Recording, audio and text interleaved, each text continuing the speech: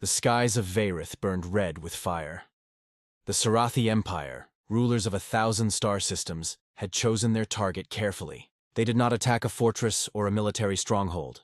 No, what they wanted was a message. They descended upon Helios 4, a thriving human colony on the far edge of Earth's sphere, where farmers tilled the soil and children played under suns that never set. The Sarathi strike fleet arrived with no warning, their crimson banners unfurling across the void, their ships dripping arrogance and contempt. The attack was not swift, it was cruel. Civilian transports were plucked from the sky and torn apart for sport. Planetary defenses were bypassed, not even worth acknowledging. Sarathi commanders broadcast their laughter across the system, mocking the screams of those below. "This is what becomes of creatures who crawl too far from their cradle," one of their admirals declared. "The galaxy bends to immortal emperors, not to fragile, short-lived vermin." On the ground, survivors huddled in fire-scorched shelters as their cities burned. Helios 4 was erased from the stars. Not because it posed a threat, but because it was human. And to the Sarathi, humanity was to remain weak, irrelevant, and fearful.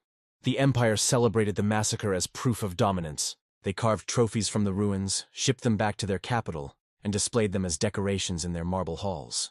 Helios 4 was spoken of not as tragedy, but as amusement. And across the stars, whispers spread. The humans had been cut, scarred, and broken. Again.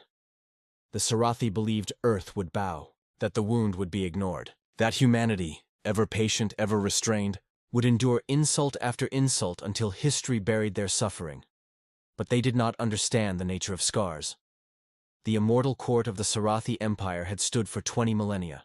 Its rulers called themselves eternal, their dynasties endless. They considered wars against lesser species as mere hunts, amusements to pass centuries. And as news of Helios IV's destruction spread, the empire reveled.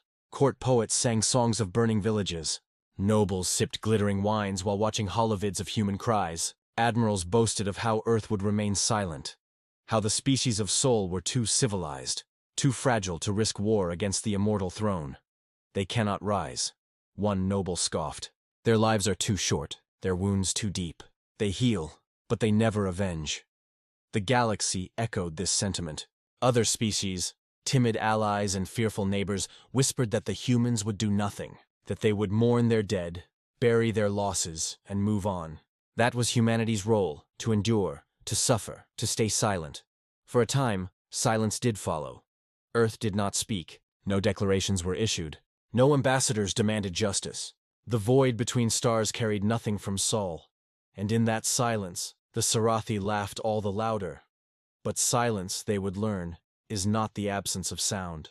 It is the sharp intake of breath before the scream, the quiet before the storm. And when it broke like thunder. The first sign came in whispers. Alien listening posts at the edges of Sol reported strange movements, fleets redeploying, signals tight-beamed and encrypted beyond comprehension. Merchant vessels spoke of human warships mobilizing in numbers not seen for centuries. Old docks lit up across Luna and Mars, their forges glowing red with ancient purpose. Then the comms went dark. Entire sectors near human space fell silent. Trade lanes emptied. Exploration probes returned only fragments of transmissions. Black banners being raised. Colossal ships emerging from hidden stations. The hum of reactors older than most empires.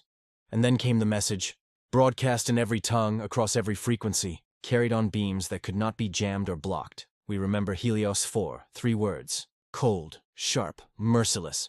Across the galaxy, dread took root. Old veterans whispered of human fleets never spoken of in polite council. The relics of past wars, mothballed but never forgotten. The Sarathi dismissed it as rumor. They declared humanity's movements meaningless. Scars, they mocked, are marks of weakness, not strength. But they did not know what scars meant to humanity. Scars are survival written in flesh and steel. They are proof of pain endured and victories stolen from the jaws of annihilation. Every scar humanity bore, from Terra's ancient wars to interstellar genocides survived, was not weakness. It was memory. It was warning. And now, those scars moved. They came like storms. When the first human fleets emerged from slipspace, the stars themselves seemed to shudder. They were not the sleek, delicate craft of other empires. These were dreadnoughts, hulking, brutal machines of war, their armor scarred with the marks of forgotten battles, their hulls carrying names that had been whispered only in myth: UNS Retribution, UNS Vengeance of Sol, UNS Silent Wrath. These ships had been forged in ages when humanity fought wars so brutal that empires crumbled at their edges. They were hidden, preserved, waiting. Not for conquest, not for glory, but for the day when patience ended. The Sarathi laughed when they saw the first reports. Old ships, they sneered. Relics. They will shatter against our immortality. Then the first Sarathi fleet vanished in silence. No survivors. No distress calls. Only wreckage drifting through void. Then another fleet. Then a third. Entire sectors burned. Their stations reduced to ash. And everywhere the humans struck, they left messages carved into wreckage and planetary stone. This is for Helios the Four. The Sarathi began to realize the truth too late. Humanity's retaliation was not rage alone. It was cold, methodical, and absolute.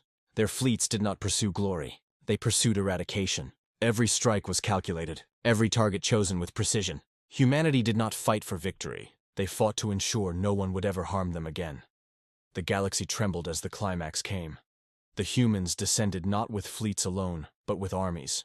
Where Sarathi banners once flew, skies filled with dropships, soldiers landing like steel rain. They did not scream war cries. They moved in silence, methodical as machines, merciless as storms. Entire cities surrendered before a shot was fired, their inhabitants paralyzed by dread. Orbital bombardments turned Sarathi palaces into craters. Their immortal emperors, once seen as gods, fled behind shields and walls. But walls could not stop humanity's vengeance. Legends spread of the UNS Eternal Resolve, a ship so vast it blotted out a system star, unleashing fire that split planets.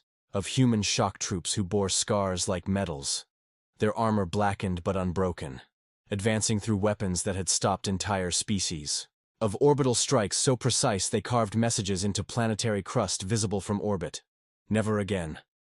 The Sarathi emperors tried negotiation. They offered reparations, tribute, entire worlds. But humanity did not answer.